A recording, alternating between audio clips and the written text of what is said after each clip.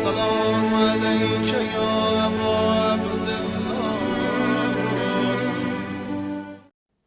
اعوذ باللہ من الشیطان اللعین الرجیم. بسم اللہ الرحمن الرحیم. الحمد للہ رب العالمین والصلاة والسلام علی اشرف الانبیاء والمرسلین سیدنا ابی القاسم محمد وعلى أهل بيته الطيبين الطاهرين واللعنة الدائمة على أعدائهم أجمعين. أما بعد.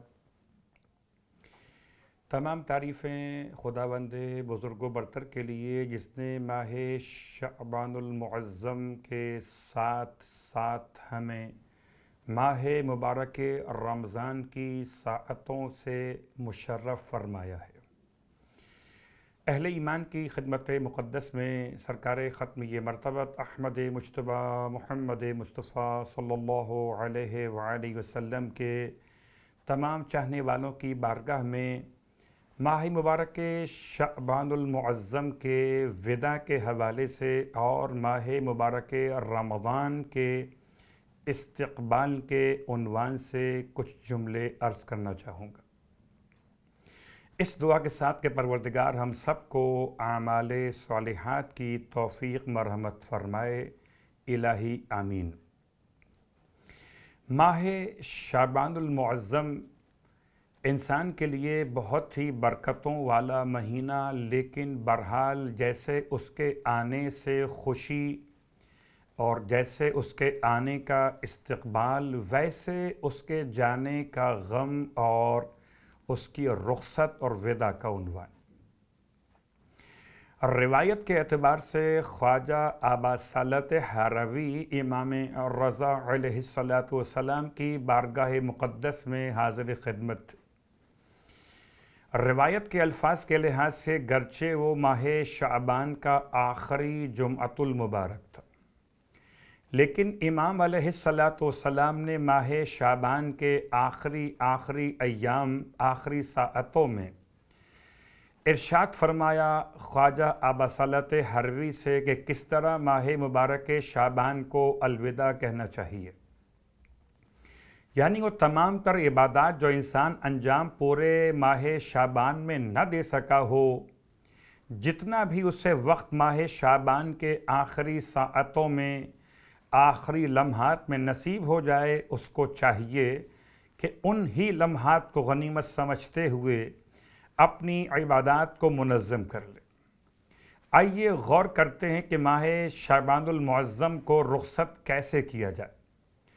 تو اس میں یقیناً ہم اور آپ رخصت کیسے کر سکتے تھے؟ ہمارے پاس کوئی الفاظ، کوئی طریقہ اگر نہ ہو تو ہم کیسے رب کی بارگاہ میں ماہ شعبان کے آخری لمحات کو اپنے لیے ثمر آور بنا سکتے تھے؟ سلام ہو حضرت حجت امام رضا علیہ السلام. آپ نے ارشاد فرمایا کہ ان کلمات کو بار بار ادا کرو آخری ساعتوں میں ماہ شعبان المعظم کی. ارشاد فرماتے ہیں کہ اللہم ان لم تکن غفرت لنا فیما مضی من شعبان.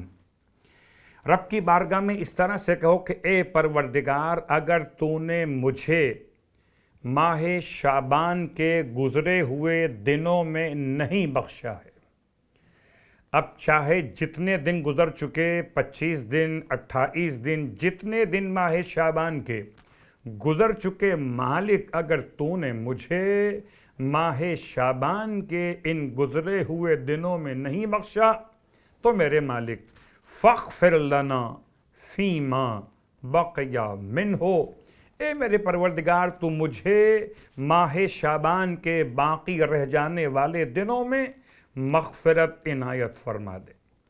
اللہ اکبر. ان جملات کی تکرار، یہ ہے دعائے وداع ماہ شعبان کا ایک عنوان کہ ماہ شعبان کو رخصت کیجئے، اور ماہ شعبان کو رخصت کرتے ہوئے خدا سے دو باتیں کیجئے. پہلی بات کہ پروردگار اگر تو نے مجھے ابھی تک نہیں بخشا ماہ شعبان کے گزرے ہوئے دنوں میں تو میرے مالک اب مجھے باقی رہ جانے والے شعبان کے حصے میں ولو جتنی ساعتیں ہوں، جتنے لحظات ہوں، جتنے لمحات ہوں، ایک ایک لحظے کے لیے، ایک ایک لمحے کے لیے خدا کی بارگاہ میں دعا مانگیے، اور اس طرح سے مانگیے کہ خدا کو واسطہ دیجئے امام رضا علیہ السلام۔ اپنی دعا میں اول بھی درود پڑھ لیجئے اور آخر بھی درود پڑھ لیجئے، اور یہی طریقہ امام رضا علیہ السلام کی روایت سے استقبال ماہ مبارک رمضان کے حوالے سے ملا۔ استقبال ماہ مبارک رمضان کس طرح سے استقبال کیا جائے، اور آپ اس سے بہتر جانتے ہیں کہ جیسے جیسے آنے والا مہمان ہو ویسے ویسے اس کا استقبال کیا جاتا ہے۔ مہمان کو جو پسند ہو اسی کے اعتبار سے مہمان کے تواضع کی تیاری کی جاتی ہے۔ مہمان کو کیا پسند ہے، کیا کھانا پسند، کیا پینا پسند، عجیب مہمان ہے۔ ہر مہمان جب آتا ہے تو روایت کے اعتبار سے وہ اپنا رزق ساتھ لے کر آتا ہے۔ ماہ مبارک رمضان ایک ایسا مہمان ہے جو صرف اپنا رزق لے کر نہیں آیا بلکہ تمہارا رزق بھی لے کر آیا ہے۔ تو جب ہمارا رزق ماہ مبارک رمضان لے کر آیا ہے تو کیوں نہ اس کا استقبال کیا جائے۔ اب یہ دنیا والوں کا اپنا طریقہ کہ ماہ مبارک رمضان کا استقبال کیسے کر رہے ہیں، کہ راشن کا انتظام کر رہے ہیں، کیسے استقبال کر رہے ہیں کہ روزانہ کیا تیاری ہوگی سحری میں، کیا تیاری ہوگی افطاری میں، اور کیا رات کے کھانے کا عنوان بنے گا۔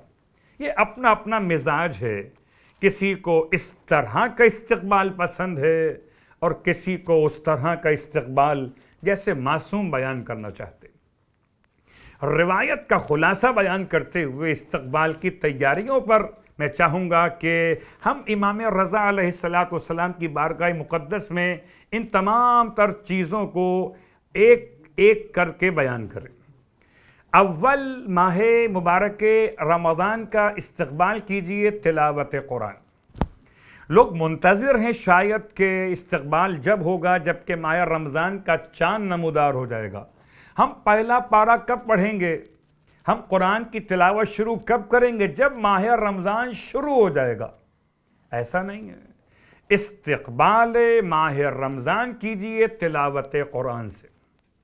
جتنی آیات پڑھ سکتے ہوں، جتنے سورے پڑھ سکتے ہوں، یا جتنی تلاوت آپ زیادہ سے زیادہ کر سکتے ہو، وہ ماہ شعبان کے آخری ساعتوں سے ہی اپنے آپ کو آمادہ کر لیجیے، اس طرح سے کہ جب ماہ رمضان آپ کے یہاں پہنچے یعنی کہ چاند نمودار ہو تو آپ تلاوت قرآن کر رہے ہو۔ تو ماہ مبارک رمضان کا استقبال کا پہلا مرحلہ تلاوت قرآن، اللہ اکبر۔ مگر ماہ مبارک شعبان کے آخری ساعتوں سے ماہ مبارک رمضان کا استقبال، تو پہلا مرحلہ تلاوت قرآن۔ اور یاد رکھیے کہ تلاوت قرآن میں کوئی یہ خیال نہ کرے کہ انسان اگر پارہ شروع کر لے تو پارہ ختم کرنا ہوگا، یا سورہ شروع کر لے سورہ مکمل کرنا ہوگا۔ نہیں، جتنا آپ تلاوت قرآن کر سکتے ہو، یہ تو برکتیں ماہ رمضان سے آپ کو اور متصل کر دیں گی۔ ایک ایک آیت ایک ختم تلاوت قرآن کے برابر ثواب آپ کے نامہ اعمال میں لکھواتی ہے۔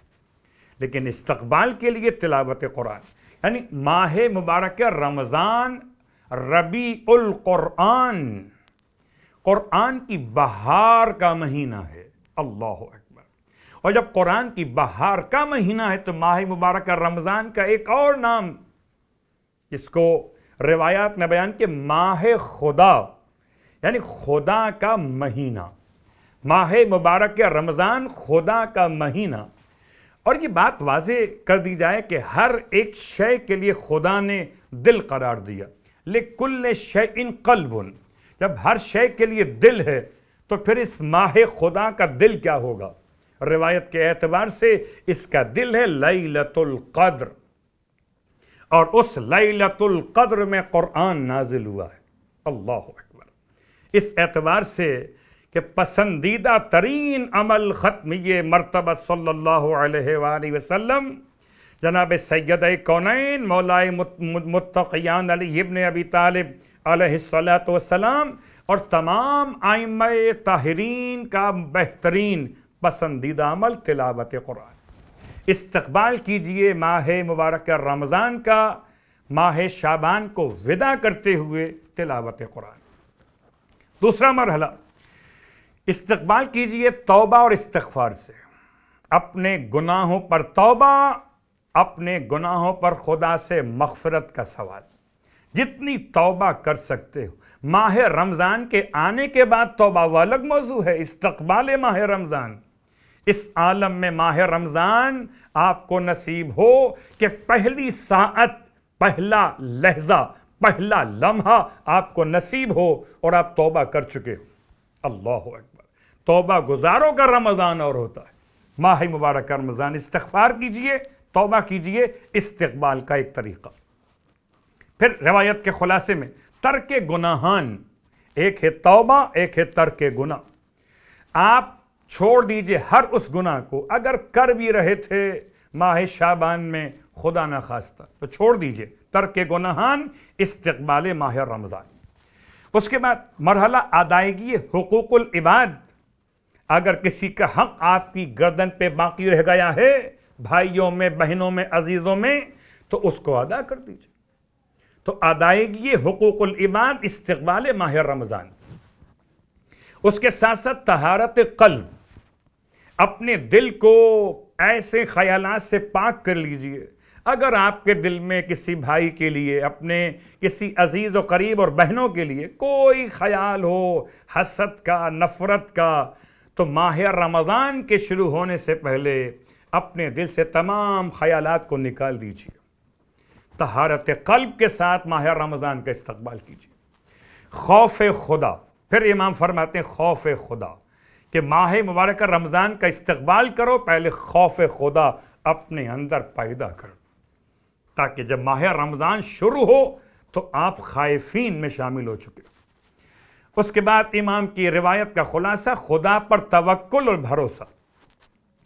اور خدا پر توکل، بھروسہ، آپ تو غور کیجئے کہ ماہ مبارک شعبان کے آخری 3 دن کے روزے ملا کر ماہ مبارک رمضان سے متصل کر دینا بھی استقبال کا طریقہ ہے۔ اور آپ اپنی افطار کی دعا میں یہ جملہ استعمال کرتے ہیں، وَعَلَيْكَ تَوَكَّلْتُ۔ امام چاہتے ہیں کہ یہ ماہ رمضان کے آنے سے پہلے آپ خدا کی ذات پر بھروسہ اور توکل کر چکے ہوں۔ آخری بات، ماہ مبارک رمضان کا استقبال کرنے کے لیے دعاؤں کا سہارا۔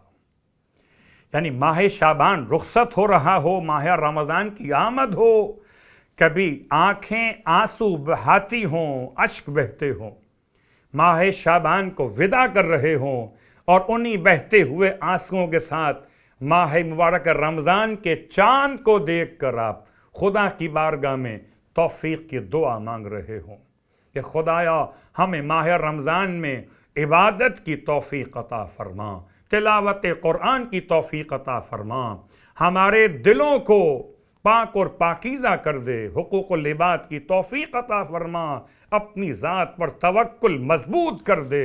خدایا ہمیں ہمارے امام کی دعائیں اور محبتیں نصیب فرما، برحمتک یا ارحم الراحمین۔